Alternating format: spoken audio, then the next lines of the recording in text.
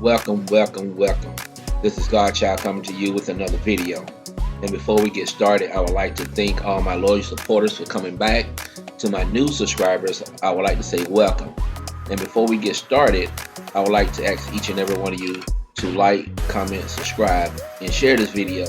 And please don't forget to turn on this bell notification so that every time I drop a video that you will be notified. Thank you and have a blessed day. Oh God of truth, prepare our minds to hear and heed to your holy word. Fill every heart that longs for you with your mystery presence. Lord, Almighty Father, with your Son and blessed Spirit, hear our prayers. Teach us to love eternal truth and seek it freedom everywhere. Amen.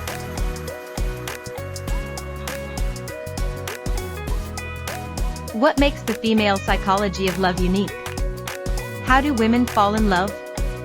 If you've ever been in love, then you know that it's a remarkable process.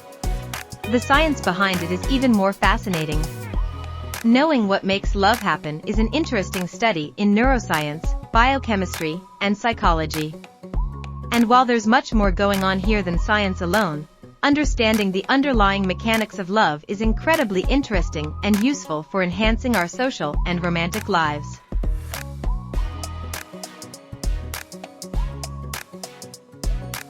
Love isn't just a bunch of chemicals. But brain chemistry does play an important role in why we feel the way we feel about other people.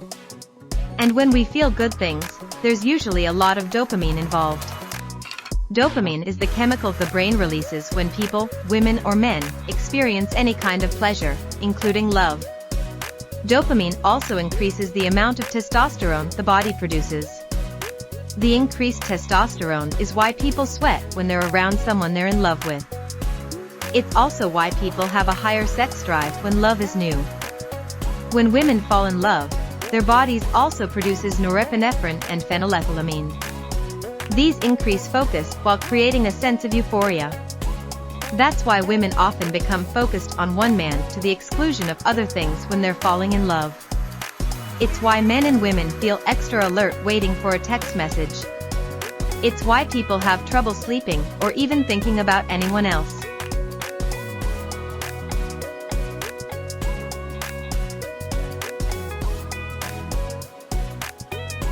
Last, but certainly not least, is oxytocin.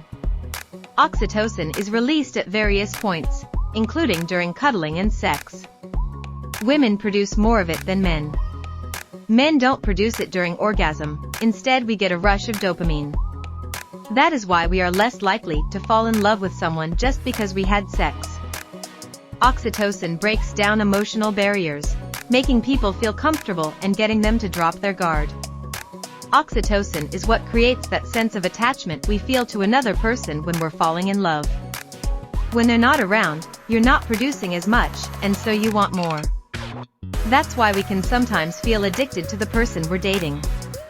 Dopamine, testosterone, oxytocin, norepinephrine, and phenylethylamine all work together to create a feedback loop of love. Sexual pleasure and romantic attachment release the same bundle of chemicals. These chemicals make you give greater attention to their source, while also pushing you to seek out more of the same chemicals. Love, and sex, for that matter, work on the brain much like a drug. But let's say you knew how to get all her chemicals flowing in the right way. That still wouldn't be enough to make her fall in love with you. Because love isn't just chemicals. It's also a function of personal history and preferences.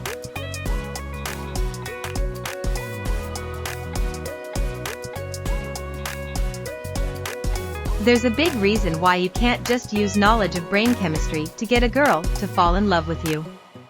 Not every woman responds to the same chemical mix in the same way. Psychologists call these attachment styles. Even if you release the precisely correct mixture of brain chemicals, her attachment style might veto the connection. The hard sciences, biology and chemistry, say you can engage in certain actions, release certain chemicals and get certain effects. But the soft sciences, psychology, say that something much more personal and nuanced is going on.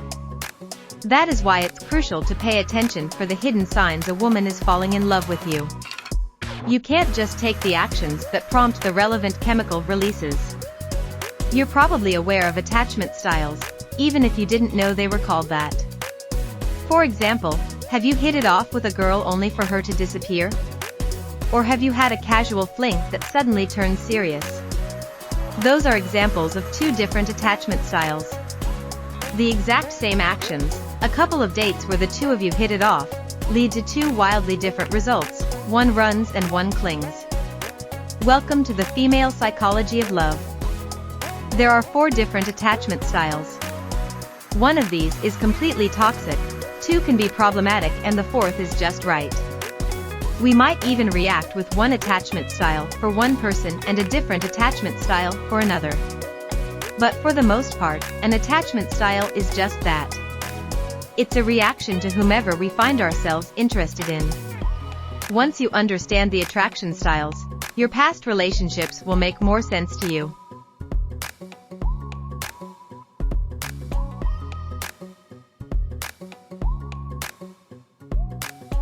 This is where you want to land. A secure person is basically okay relying on other people and has others rely on them. They're equally comfortable being on their own. Thus, a girl who has a secure attachment style won't hang outside of your apartment every day, trying to get a couple seconds of your time. Nor is she going to avoid you when things start getting hot and heavy. She's going to see you when the both of your free time. While she might want more time, she won't resort to inappropriate or manipulative ways of getting your attention.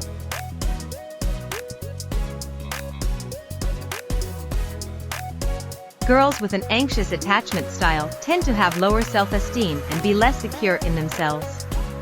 The anxious girl isn't opposed to intimacy, but wants way more of it than is appropriate for the relationship. If you've dated a girl who treated you as a super serious, exclusive item not long after the two of you started dating, you are familiar with this attachment style. She might not fall in love with you, but she will become more and more obsessed.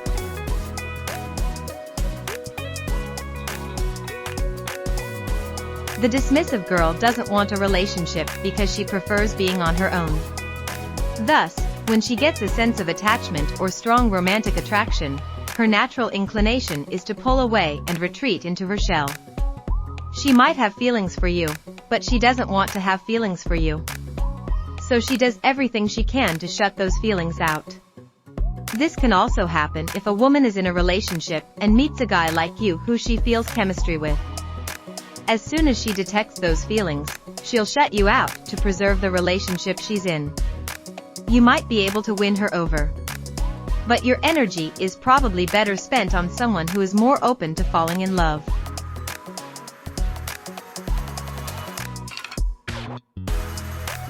Fearful people generally have experienced some kind of trauma or abuse, big or small, in childhood that makes them not just unwilling, but afraid to form attachments with others. They see themselves as unworthy of your affection and interest. What's more, they might question your motives in being attracted to them.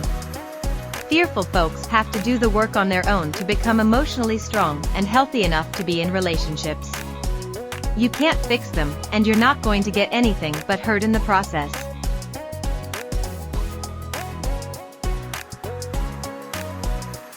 Note that the two attachment styles in the middle, anxious and dismissive, can be elements of a secure person's attachment style. For example, a girl can be secure but slightly more clingy than most.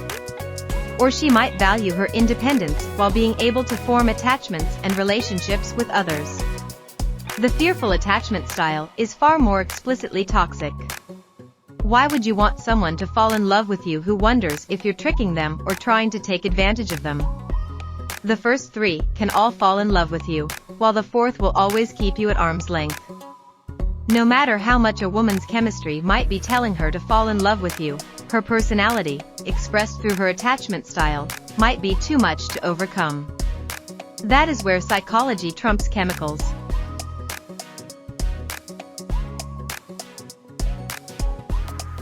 Knowing about chemicals and attachment styles alone isn't going to get a woman to fall in love with you. Knowing how love works, however, can increase the chances of finding the right woman for you and creating a meaningful bond in a way that's healthy and satisfying for both of you. The simple act of touching and cuddling can make the two of you feel closer. Knowing what your chemicals are telling you to do unconsciously can help your conscious, rational mind to accelerate or put on the brakes as needed. Understanding her attachment style can help you give her what she needs in a relationship.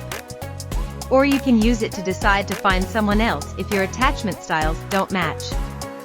The science of what makes girls fall in love isn't a magic spell or a Jedi mind trick. It's the simple act of paying attention to habits, behaviors, and preferences with an eye toward the role science plays in affairs of the heart.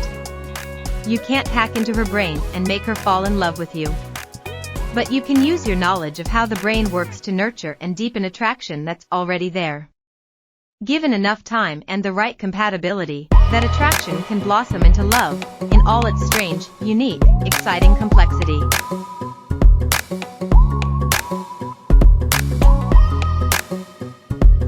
Dear Lord, as I close this day, I come to you with a heart filled with gratitude.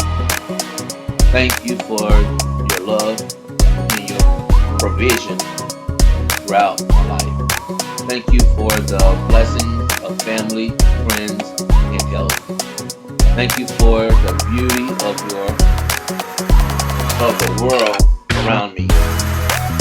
I am also grateful for the challenges I have faced, for they have helped me to grow stronger and wiser. Thank you for your guidance and strength in difficult times. As I rest my head tonight, I pray that I will